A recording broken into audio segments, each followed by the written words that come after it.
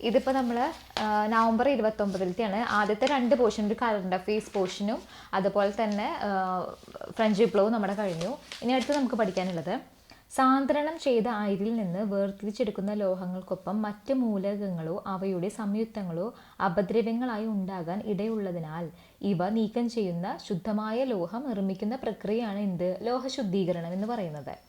ശുദ്ധീകരിക്കേണ്ട ലോഹത്തിൻ്റെയും അതിൽ അടങ്ങിയിരിക്കുന്ന അപദ്രവ്യങ്ങളുടെയും സ്വഭാവം അനുസരിച്ച് ലോഹശുദ്ധീകരണത്തിനുള്ള വിവിധ രീതികൾ എന്തെല്ലാം? ഉരുക്കി വേർതിരിക്കുക, ശ്വേതനം, വൈദ്യുത വിശ്ലേഷണം, ശുദ്ധീകരണം.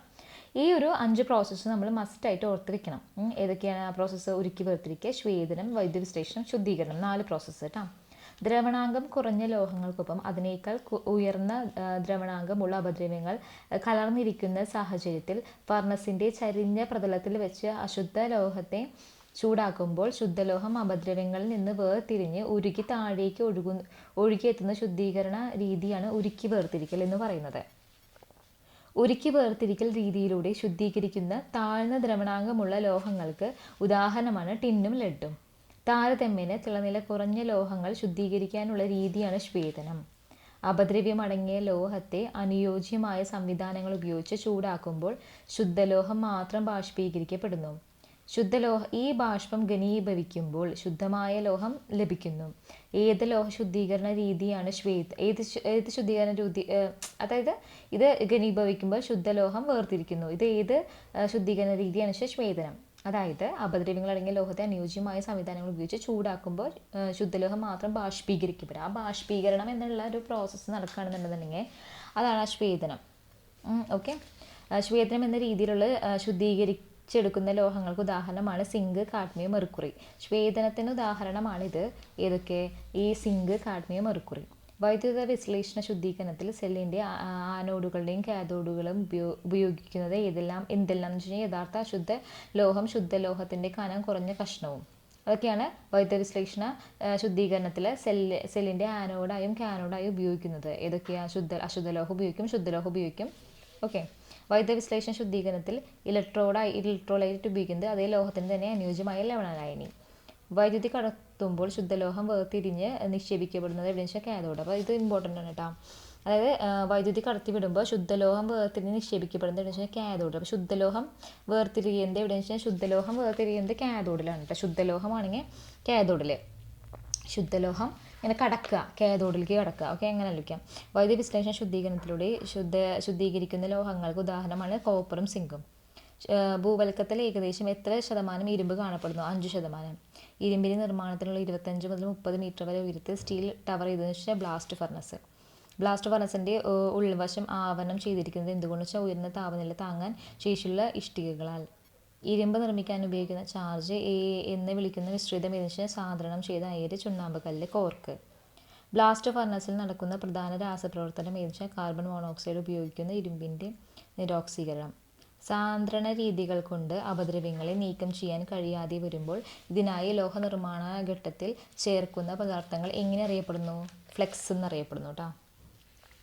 സാന്ദ്രണ രീതികൾ കൊണ്ട് അപദ്രവ്യങ്ങൾ നീക്കം ചെയ്യാൻ കഴിയാതെ വരുമ്പോൾ ഇതിന് ലോഹനിർമ്മാണത്തിൽ ഉപയോഗിക്കുന്നത്, അതായത് സാന്ദ്രണം ചെയ്തു അപദ്രവ്യങ്ങൾ നീക്കം ചെയ്യാൻ പറ്റാണ്ടാകുമ്പോൾ അതിന് ഫ്ലെക്സ് എന്ന് പറയും. ഓക്കെ, ഫ്ലെക്സ് ഗാങ്ങുമായി ചേരുമ്പോൾ ഉണ്ടാകുന്നതാണ് സ്ലാഗ്.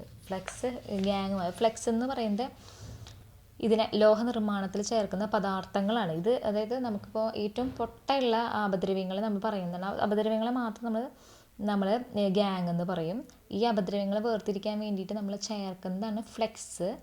ഈ ഗ്യാങ്ങും ഫ്ലെക്സുമായി ചേരുമ്പോൾ ഉരുകുന്ന ആ വസ്തുവിനെ സ്ലാഗ് എന്ന് പറയും. ഓക്കെ, ഗ്യാങ് ആണ് ഏറ്റവും പൊട്ട. സ്ലാഗ് നമ്മൾ അതിലിടും വേർതിരിക്കാൻ വേണ്ടിയിട്ട്, പിന്നെ സ്ലാഗായി മാറും. ഇരുമ്പ് നിർമ്മാണത്തിൽ ഫ്ലെക്സായി ചേർക്കുന്നതാണ് കാൽസ്യം ഓക്സൈഡ് കേട്ടോ. ഇതൊക്കെ ഭയങ്കര ഇമ്പോർട്ടൻ്റ്. കാൽസ്യം ഓക്സൈഡ്, ഇരുമ്പ് നിർമ്മാണത്തിൽ കാൽസ്യം ഓക്സൈഡ് മണലുമായി ചേർന്ന് രൂപപ്പെടുന്ന സ്ലാഗ് ഏതെന്ന് ചോദിച്ചു കഴിഞ്ഞാൽ കാൽസ്യം സിലിക്കേറ്റ്. അതായത് ഇരുമ്പ് നിർമ്മാണത്തിന് കാൽസ്യം ഓക്സൈഡുമായി ചേർന്നിട്ട് രൂപപ്പെടുന്ന സ്ലാഗ് ഏതാണെന്ന് ചോദിച്ചു കഴിഞ്ഞാൽ ഏതെന്ന് നമ്മൾ പറയാം? കാൽസ്യം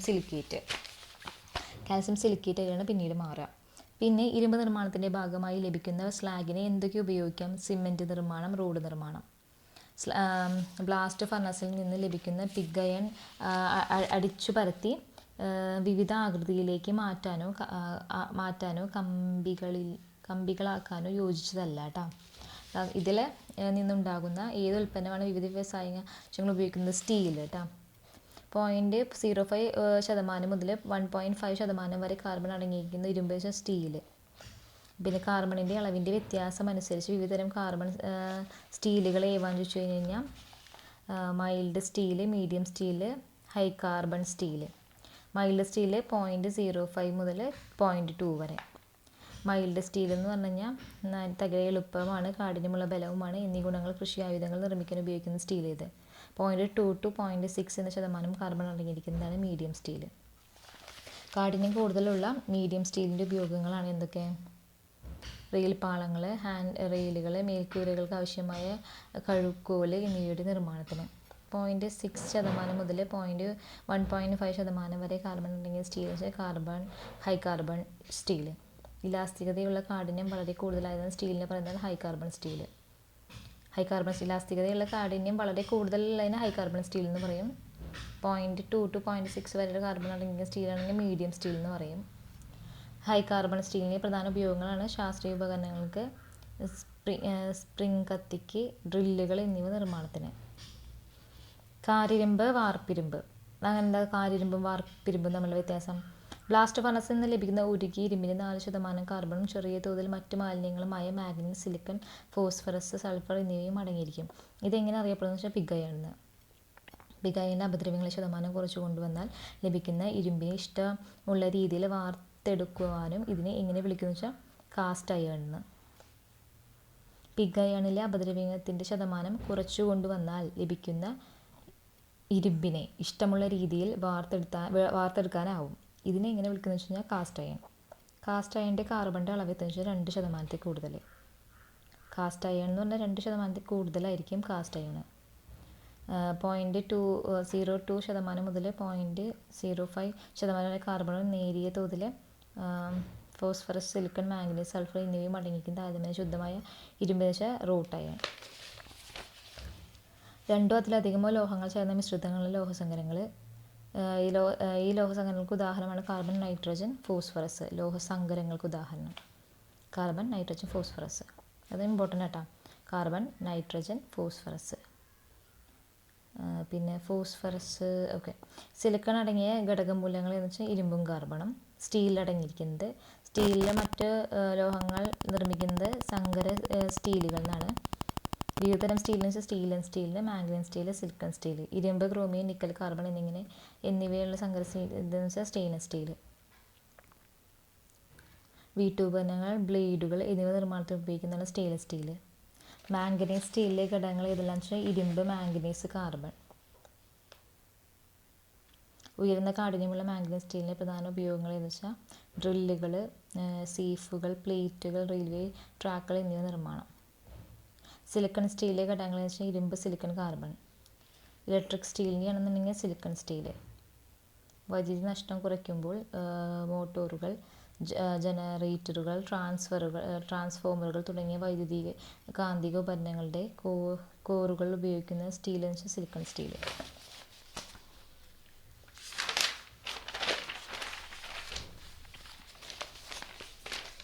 അടുത്ത പേജ് എടുത്തോട്ടെ എല്ലാവരും.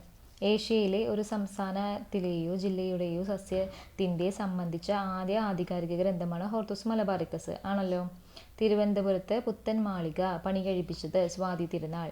1503 പോർച്ചുഗീസുകാർ കൊച്ചിക്കോട്ടയ്ക്ക് അടിസ്ഥാനമിടുമ്പോൾ കൊച്ചിയിലെ രാജാവായിരുന്നു ഉണ്ണി രാമ കോയിക്കൽ രണ്ടാമൻ. കൊച്ചിയിലെ കാര്യക്കാരുടെ ഉദ്യോഗപ്പേര് തഹസിൽദാർ എന്ന് മാറ്റിയ ദിവാനാണ് നഞ്ചപ്പാട്ട. ഇത്തിരി ഇമ്പോർട്ടൻ്റ് ആണ്.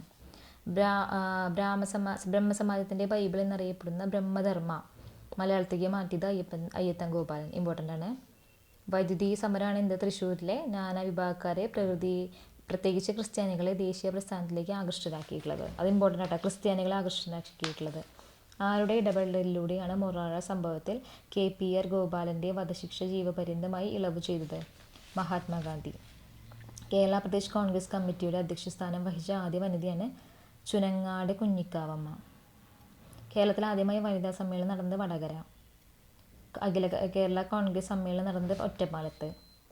1857 വിപ്ലവത്തിലെ കലാപകാരികൾ അവധിലെ നവാബായി അവരോധിച്ച വ്യക്തിയാണ് ബിർജിസ് ഖാദർ.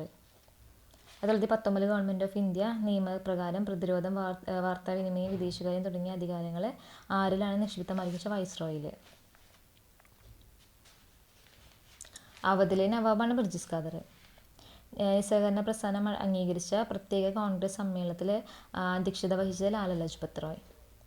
സൈമൺ കമ്മീഷൻ നിയമിക്കപ്പെട്ട കാലത്ത് ബ്രിട്ടീഷ് പ്രധാനമന്ത്രിയാണ് സ്റ്റാൻലി ബാൾഡ്വിൻ. സൈമൺ കമ്മീഷൻ നിയമിക്കപ്പെട്ട കാലത്ത് ഏത് നദിക്കരയിലാണ് 1929 ഡിസംബർ 29 ജവഹർലാൽ നെഹ്റു ദേശീയ പതാക ഉയർത്തിയത്? രവിയിൽ. ഏത് പ്രക്ഷോഭമാണ് Mahatma Gandhi 1930 time person of the year ആയി തിരഞ്ഞെടുക്കപ്പെട്ടത് കാരണമാണെന്ന് ഉപ്പു സത്യാഗ്രഹം. Why socialism the relevance of socialism in India എന്ന പുസ്തകം രചിച്ചത് ജയപ്രകാശ് നാരായണൻ. ദ്വിരാഷ്ട്ര സിദ്ധാന്തത്തിന് ഉപജ്ഞാതാവാണ് മുഹമ്മദ് അലി ജിന്ന. 1940-കളിൽ പ്രതി സർക്കാർ എന്ന പേരിൽ നാനാ സാഹിബ് രാമചന്ദ്ര പാട്ടീൽ സമാന്തര സർക്കാർ സ്ഥാപിച്ചത് എവിടെയെന്ന് വെച്ച് കഴിഞ്ഞാൽ മഹാരാഷ്ട്ര.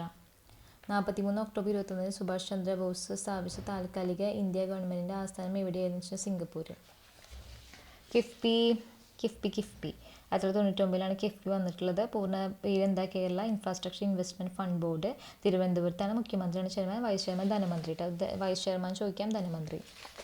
അടുത്തത് ഭൂവൽക്കം, അന്തരീക്ഷ പാളികൾ, അതാണ് ചോദിക്കുന്നത്. ഇമ്പോർട്ടൻ്റ് ആയിട്ടുള്ളത് പറയാം. ഭൂമിയുടെ ഏറ്റവും പുറമേ കാണുന്ന ഖരഭാഗമാണ് ഭൂവൽക്കം.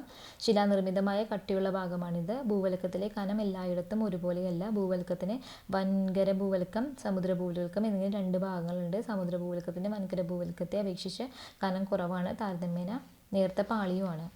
അന്തരീക്ഷ പാളി എക്സ്പോസ്ഫിയർ ആണ്. അന്തരീക്ഷത്തിൽ ഏറ്റവും പുറമേയുള്ള പാളിയാണ് തെർമോസ്ഫിയർ എന്ന് പറഞ്ഞാൽ റേഡിയോ തരംഗങ്ങളുടെ പ്രക്ഷോഭത്തിന് സഹായിക്കുന്ന പാളിയാണിത്. ഏത് തെർമോസ്ഫിയർ? റേഡിയോ തരംഗങ്ങളുടെ കേട്ടോ. അന്തരീക്ഷത്തിൽ ബഹിരാകാശ നിലയം പാളികളിലൂടെ ഭ്രമണം ചെയ്യപ്പെടുന്നു.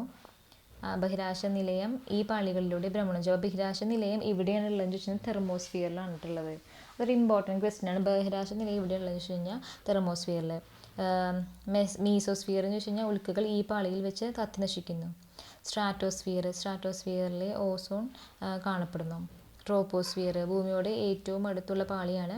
വായുവിൽ നൈട്രജനും ഓക്സിജനും അടങ്ങിയിരിക്കുന്നു. ഓക്കെ, അതായത് ട്രോപ്പോസ്ഫിയറിൽ അടുത്താണ് കാണപ്പെടുന്നത് നൈട്രജൻ ഓക്സൈഡ് അങ്ങനത്തെ വാതകങ്ങളുണ്ട്. സ്ട്രാറ്റോസ്ഫിയറിൽ ഓസോൺ കാണപ്പെടുന്നു. മീസോസ്ഫിയറിൽ ഉൽക്ക കാണപ്പെടുന്നു. തെർമോസ്ഫിയറിൽ റേഡിയോ, അതുപോലെ അന്തരീക്ഷ നിലയം കാണപ്പെടുന്നു. എക്സോസ്ഫിയർ ഏറ്റവും പുറമെയുള്ളത്. അസ്തനോസ്ഫിയർ ഭൂവൽക്കവും മാൻഡലിൻ്റെ ഉപരിഭാഗവും ചേർന്നുള്ള ഭാഗത്തെ ശിലാമണ്ഡലം എന്ന് പറയുന്നു. ശിലാമണ്ഡലത്തിന് താഴെ ശിലാപദാർത്ഥങ്ങൾ ഉരുകി അർദ്ധവാതകത്തിൽ കാണപ്പെടുന്ന ഭാഗമാണ് അസ്തനോസ്ഫിയർ. അസ്തനോസ്ഫിയർ താഴെ ഭാഗം ഖരാവസ്ഥയിലാണ്. മാൻഡിൽ ഭൂമിയുടെ ഉള്ളറയിൽ ഭൂവൽക്കത്തിൽ താഴെയുള്ള ഭാഗമാണ് മാൻഡിൽ. താരതമ്യേന കനമുള്ള ഭാഗമാണിത് മാൻഡിൽ. കാമ്പ് അകക്കാമ്പ് എന്നീ 2 ഭാഗങ്ങളുണ്ട്. പുറക്കാമ്പ് ദ്രാവകാവസ്ഥയിലും അകക്കാമ്പ് ഖരാവസ്ഥയിലുമാണ്. കാമ്പ് മുഖ്യമായും നിക്കൽ നിഫയും. കാമ്പിന് മുഖ്യമായും നിക്കൽ നിഫയാണ് ഉള്ളത്. അത് ലോഹത്തിൽ രൂപത്തിൽ കാണപ്പെടുന്നത്. ഇതൊക്കെ സ്റ്റേറ്റ്മെൻറ്റായി ചോദിക്കാം കേട്ടോ.